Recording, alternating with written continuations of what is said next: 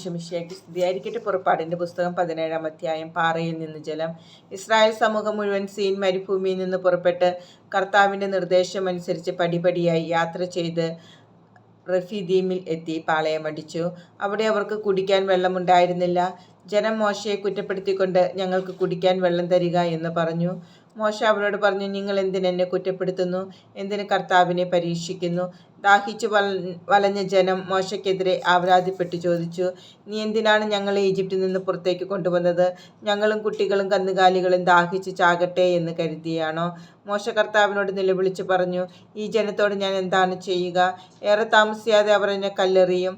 കർത്താവ് മോശയോട് അരുളിച്ചെയ്തു, ഏതാനും ഇസ്രായേൽ ശ്രേഷ്ഠന്മാരുമൊത്ത് നീ ജനത്തിൻ്റെ മുമ്പേ പോവുക. നദിയുടെ മേൽ അടിക്കാൻ ഉപയോഗിച്ച വടിയും കയ്യിലെടുത്തു കൊള്ളുക. ഇതാ, നിനക്ക് മുമ്പ് ഈ ഹോറോബിലെ പാറമേൽ ഞാൻ നിൽക്കും. നീ ആ പാറയിൽ അടിക്കണം. അപ്പോൾ അതിൽ നിന്ന് ജനത്തിന് കുടിക്കാൻ വെള്ളം പുറപ്പെടും. ഇസ്രായേൽ ശ്രേഷ്ഠന്മാരുടെ സാന്നിധ്യത്തിൽ മോശ അങ്ങനെ ചെയ്തു.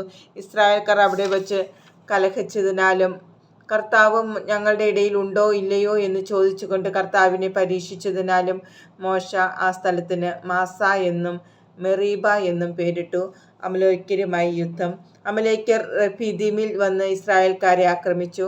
അപ്പോൾ മോശ ജോഷുവോട് പറഞ്ഞു, ആളുകളെ തെരഞ്ഞെടുത്ത് അമലേക്യരുമായി യുദ്ധത്തിന് പുറപ്പെടുക. ഞാൻ നാളെ ദൈവത്തിൻ്റെ വടി കയ്യിലെടുത്ത് മലമുകളിൽ നിൽക്കും. മോശ പറഞ്ഞതനുസരിച്ച് ജോഷുവ അമലേക്യരുമായി യുദ്ധം ചെയ്തു. മോശ, അഹറോൻ, ഹൂർ എന്നിവർ മലമുകളിൽ കയറി നിന്നു.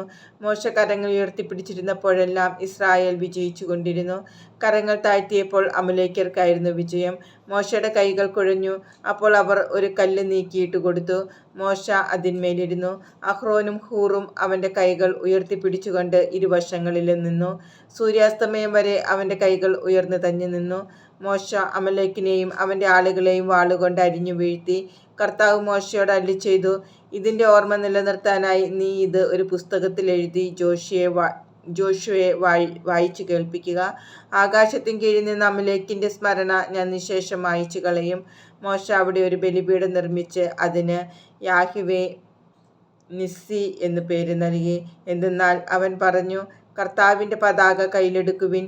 തലമുറ തോറും കർത്താവ് അമലേക്കിനെതിരായി യുദ്ധം ചെയ്തുകൊണ്ടിരിക്കും.